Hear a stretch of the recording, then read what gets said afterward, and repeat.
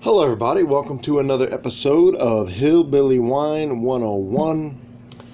Tonight, I did a review of 14 Hands Winery Rosé. And then I had a viewer, Hair God 1234, ask if I could do the limited edition Kentucky Derby 14 Hands, if I can find it, since the Derby was over and it was a limited edition. Well, being in Kentucky and being in Louisville where the Kentucky Derby's run, I was able to secure a bottle for you, Hair God 1234. And got it right here. A trusty baseball bat holder. Look at that. Look at that. Here it is. Huh? Alright. 14 Hands Winery Kentucky Derby Limited Release 2015 Red Blend Columbia Valley. Now, 14 Hands, being in Washington, apparently there were some had some wild horses up there at one point in the Columbia Valley, and Washington State. They measured a hand is a measurement for a horse. It's basically was the palm of somebody's hand, something like 4 or 5 inches. And these horses were small. They were 14 hands, and they ran wild. And this winery took that tradition because it's from the area, and named their winery after these horses. And they do a lot of wines with horse themes, Stampede and different ones. I did the rosé, but they have a lot that have horse themes. This one, they sponsor one of the sponsors of the Kentucky Derby, and they get to serve their wine there, and they do this limited release, which is pretty cool. So Hair God 1234 asked me to do it, so I'm going to do it. This is 2015, but they just released it for 2018 Kentucky Derby. So look at that. Look at that cool, got the logo there, Kentucky Derby, cool horses racing on the track. We crafted this limited release red blend to commemorate our proud sponsorship of the Kentucky Derby, the legendary thoroughbred race that dates back to 1875. This rich, flavorful red blend offers aromas, blah, blah, blah. I'm going to figure that out myself. All right.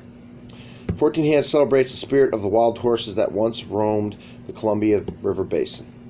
14 Hands in height, these tough little horses were revered around the world for their strength. The terrain that once gave them endurance and spirit now feeds our vines. Our 14 Hands wines share the soul and intensity of this unbridled freedom. This wine was $9.99, 13.5% ABV. So,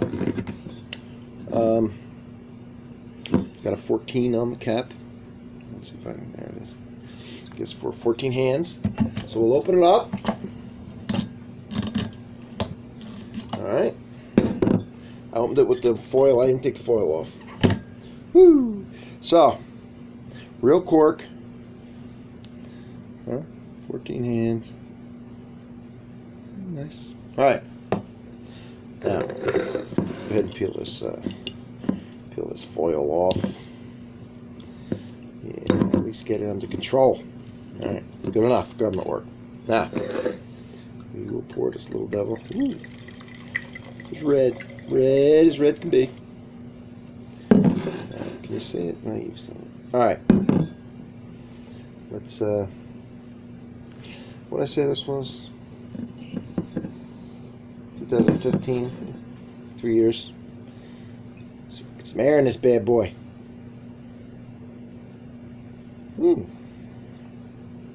Nice berry flavor right off the bat.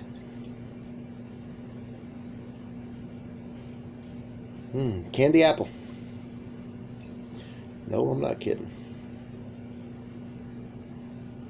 It's like the red glaze on a candy apple. Let's see what else develops here while I talk to you all. I got to come out someday with my stories from the Kentucky Derby. I've been to a million of them. I worked a lot of them, and I got some great stories, but I will save that for another time.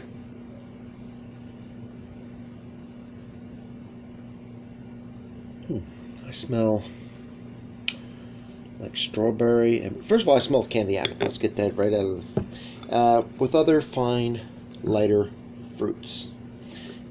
So, very nice. Very nice. Alright, let's see what we got. It's not going to be sweet wine. It's not made to be sweet. It's 13% ABV. I mean, it just smells sweet, kind of.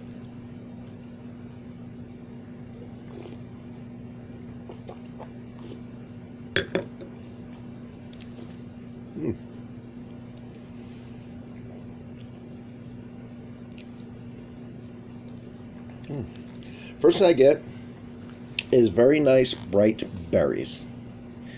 I don't know, just like a mixture of berries, raspberries, maybe some blackberries, some red plum, a little bit of strawberry, and I get that candy apple. Not really the apple, the red part on the apple. And then I get the tannin. So I can feel that taste that's in like iced tea, which is good because it firms up that perceived sweetness. It's not sweet, but when it's fruit forward like that, you perceive it as sweet. Not sweet, but then that tannin adds a little structure and a little complexity to that berry and candy apple flavor and smell. Now this might continue to develop because it hasn't been open that long.